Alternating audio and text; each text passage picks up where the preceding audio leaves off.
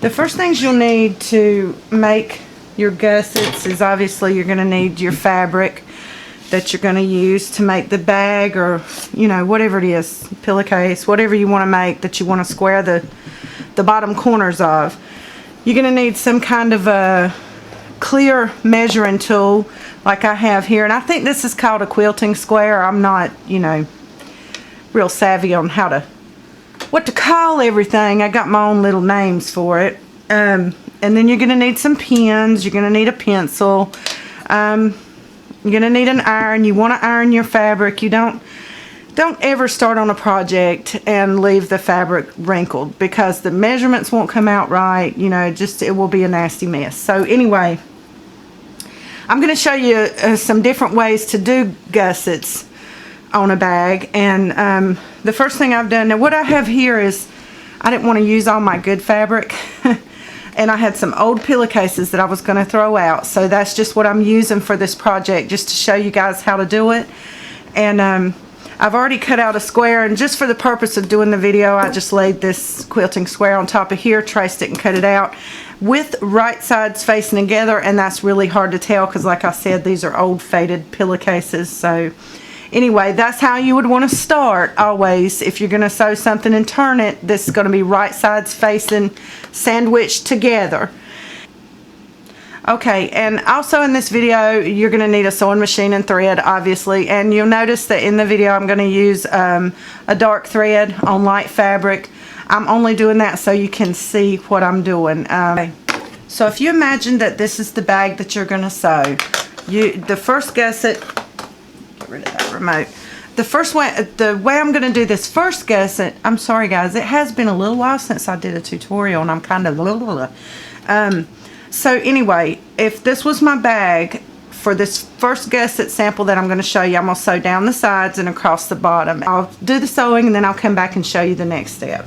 Okay, so I wanted to give you guys a close-up so you can see I've sewn around the side, each side, and down across the bottom. Now my next step is going to be to clip these corners, and you're not generally supposed to clip through that seam. You're going to be sewing over it anyway, so if you make a mistake, you haven't messed up if you clip that seam. But try not to anyway, because it helps you get everything lined up correctly. So just at these bottom corners, I'm clipping the corners off of the seam. And the next thing I want to do is reach down in my bag here and kind of use my finger as a guide, and I'm going to lay out the seam. And that's one reason for clipping it there, so that you can flatten these seams out. And this takes it's a little bit of a tricky thing to do with this type of gusset. Sorry if I got out of camera range, but you want to kind of line up this seam that's on the bottom and the seam that's on the side with the seam laying flat. And if you see, I've kind of got these seams opened up and lined up, and I can tell because I can feel that they're lined up. So now what I want to do is, with the seams open, I want to take a pin and make sure I get all the way through to that other seam. And see, it's a little tricky. You might have to go right on the edge of the seam there. And what you want to do is kind of lay it out and make sure that you've got the seam laying flat. And one way to tell is if inside here you can see that seam, and it should line up with where you've got everything pinned. So you see, that's the fold over from where it's pinned, and this is the seam on the outside.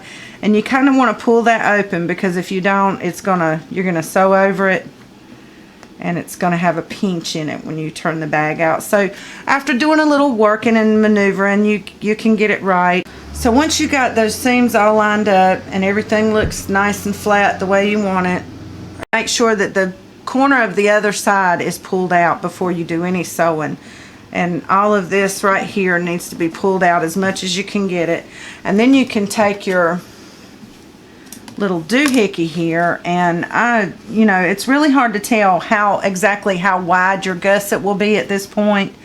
I just haven't found a perfect way. But you just, if you want to start off by making it small and then maybe going larger to see if it's a deep enough gusset, then what I do is I just take a point of this ruler, and I don't know if you can see it, and I just kind of line it up with the seam so that I know I've got everything kind of straight. And then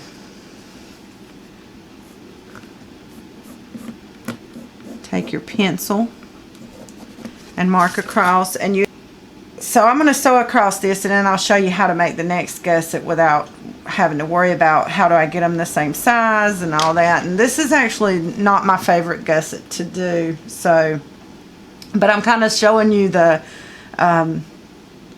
my least favorite to my favorite. So this one is like a quickie gusset that you would do, you know, maybe if I've done it before at the last minute, said, well, this bag just really needs a gusset, so I go back in and make a gusset, and this is how I do it. But it, like I said, not my favorite because it doesn't always come out straight, and it's kind of difficult to get everything lined up. So anyway, I'm going to sew this one, and then I'll show you how to make the second gusset on this same bag. So here's my first gusset, and you can see if this was a actual bag, the fabric would be sturdier and there would be some interfacing, and I wouldn't be getting all this pinching and stuff, so that's no big deal.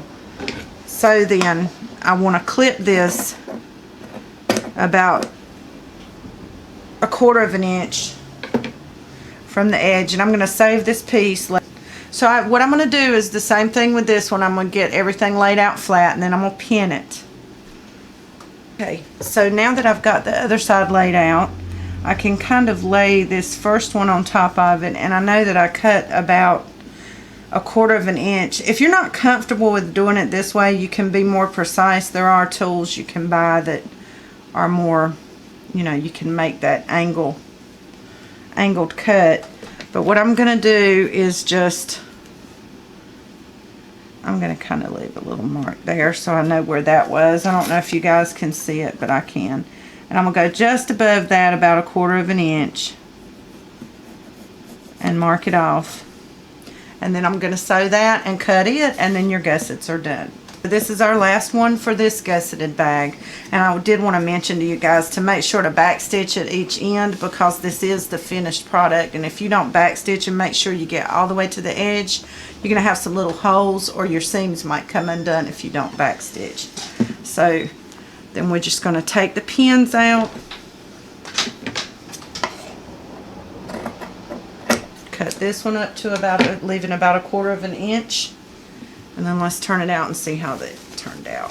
So there, it's not the prettiest. This is really not the easiest way to do it, and I have a tear in my pillow, so my pillowcase. So, but that was part of the old pillowcase, the reason I was throwing it out. So there you go. That's the first one. You can see you get kind of a, you get a squared edge on the bottom of the bag. It's just not the prettiest. So let me show you another one that you can do that's probably going to be a little bit neater, a little easier to do. So for our next gusset, again, I've got 2 pieces of fabric sandwiched together. I've cut them with wrong sides facing the inside, so the wrong sides are sandwiched together. And what I'm going to do is pre-cut some gussets on the bottom 2 corners, and then put everything together. Now this, you can think in terms of double. If you do an 1-inch gusset right here, then you're going to get a 2-inch width, just about, more or less, más o menos. So if you wanted like a 3-inch squared bag, you would want to do like, if I can get it up to 1.5 inches each, yeah, like 1.5 inches cut, so that you would get about a 3-inch cut. So what you do is lay this clear square on here and try to mark it as, you know, lay it as close to your edges where you want to make sure it's straight. Sometimes your cut isn't straight, and you can kind of see that and take that into account when you're measuring this square off. So I'm going to do 1.5 inches, Even though this is would be a really small bag, if I was actually cutting a bag, it would. And you want to always make sure that you have your, see mine, my square here has a little bit extra, like a 1/2 inch. You want to use the same side that you did for the first one for the next one. So I'm doing 1.5 inches. And what else was I saying? Yeah, this would be really kind of a pretty wide gusset for such a small bag, but this is just for demonstration purposes. So there you go. You can see my marks right here. And now what I'm going to do is cut these squares out, and you want to try to cut right on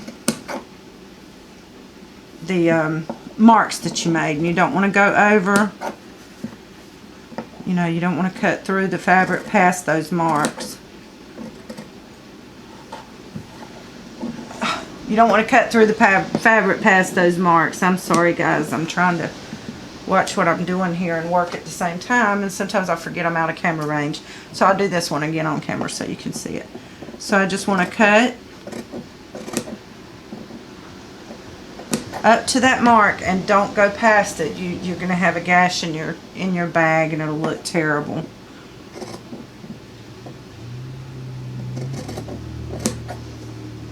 Okay, so now this is what we have. So now what I'm going to do is I'm going to sew across the sides, around each side, and then this bottom, and I'm leaving this and this open. You do not sew these parts right here closed, and you don't sew the top closed, obviously. So as you can see, I've sewn down the sides and across the bottom here, and I've left these little cutouts open right here. Now the next thing is just really simple. We're just going to open up the bag and open that. And this is such an easy one. This is the one I recommend. The only reason I'm showing the other way is, you know, so you guys know there's more than one way to skin a cat, as they say.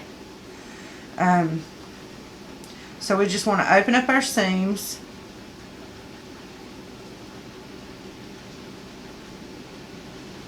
And I did backstitch. I always do that just to hold everything in place. So I backstitched at each place. It's a force of habit. And I'll just share in this video while I'm talking about that I didn't think that was necessary in everything I sewed. And years ago, when my mom gave me her old sewing patterns from the 70s, the clothing patterns, I made some dresses and they turned out so good that I started selling them on eBay. And I wound up selling 3 or 4 of them to somebody who was in a relationship with somebody famous. And I thought, this is awesome. I'm going to, you know, get a lot of business. I'm going to be what I always wanted to be, you know, making clothing and designing. And I had kind of added my own twist to these old patterns, and that's where it started with stuff like this. And about 2 weeks after I sold them to her, she emailed me and said she washed them and they came completely apart. So yeah, she was really nice about it, but she never ordered from me again. She asked me if she could send them back and I could repair them for her, and I did. And I was so ashamed because I ruined an opportunity to do something great. And I'm not going to tell you guys who it was. She's not famous. She is an artist. I guess she's famous for that, but she was in a relationship with an actor who is now deceased. So anyway, yeah, that was my disappointing life moment. But anyway, you can see what I'm doing here. I'm pinning together the same way. And what I want to do is, you always want to make sure that this other corner is out of the way. And then you want to make sure none of this is pinched under. You see how that is? If you sew that, it's gonna pinch and make an ugly mess. So want to make sure everything is laid flat, and then you're just going to sew with the side of your presser foot against this so that you know that you're sewing everything even. And since this is so simple, I'm not going to show you how to do both sides. I'm going to do both sides and come back and turn it and show you how this one looks compared to the first one. So I have both of these bottom side sewn together with that, laying that seam flat, and just remember what I said: back stitch, back stitch, back stitch, back stitch. That's really hard to say. Say it 3 times really fast. So anyway, see how neat and pretty this one is. It's just so much better. So this is my recommended, and this, all this pinching, this just because this pillowcase fabric is so thin, and I think I had my tension too high. But you won't get that when you use interfacing and you're making an actual bag with a little bit heavier duty cotton fabric, not this flimsy cheap linen that this is made out of. When you do it that way, you get a nice neat bag, and just imagine this with some interfacing in it. It's going to be nice and square.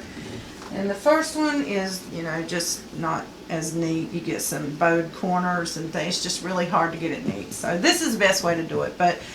And the third thing that you can do is, if you using this same method, you can sew down all 3 sides of the bag, the sides and the bottom, and then put the ruler on it and measure your gussets and cut those out and then sew them. And it's pretty much the same thing as this last one that I did, so I'm not going to show it on here. But there you go. That is making gussets. And peace, y'all. Bye-bye.